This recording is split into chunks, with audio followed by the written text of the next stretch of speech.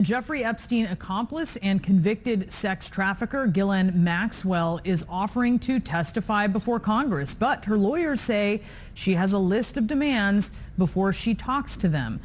Ghislaine Maxwell is going to start acting like Nino Brown from New Jack City.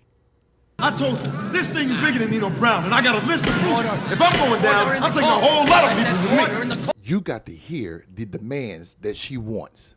So one of them is a grant of formal immunity. They also had that the interview can't happen at the correctional facility where she's currently serving out her sentence. Went on to say that to prepare adequately for any congressional deposition and to ensure the accuracy and fairness, they would require the committee's questions in advance. The interview should only be scheduled after a resolution of her case pending before the Supreme Court, where she's asking for her conviction to be overturned. What was also interesting, though, in this letter from Maxwell's attorneys to the House Oversight Committee, they also said that the demands could not be met.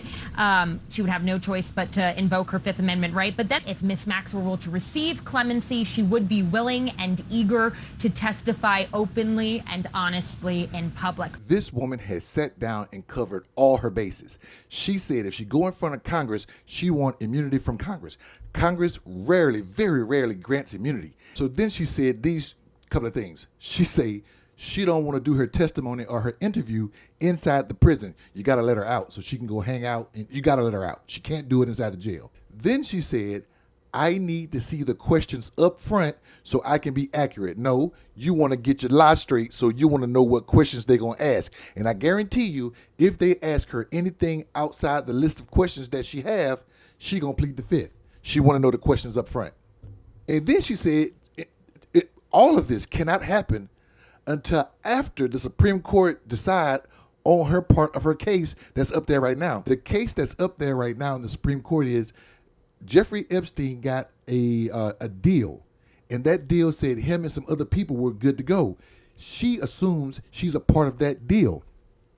We can't have no congressional testimony until we hear an adjudication from the Supreme Court on that part.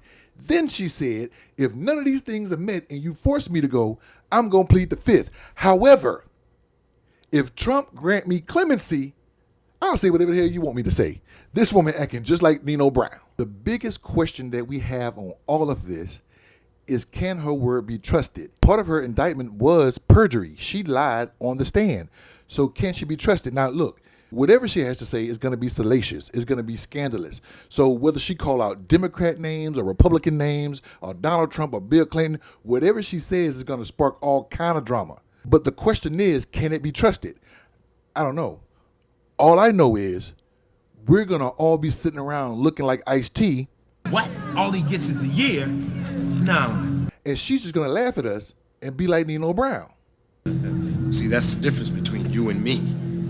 Don't get mad, Tito. It's the law. What do you think?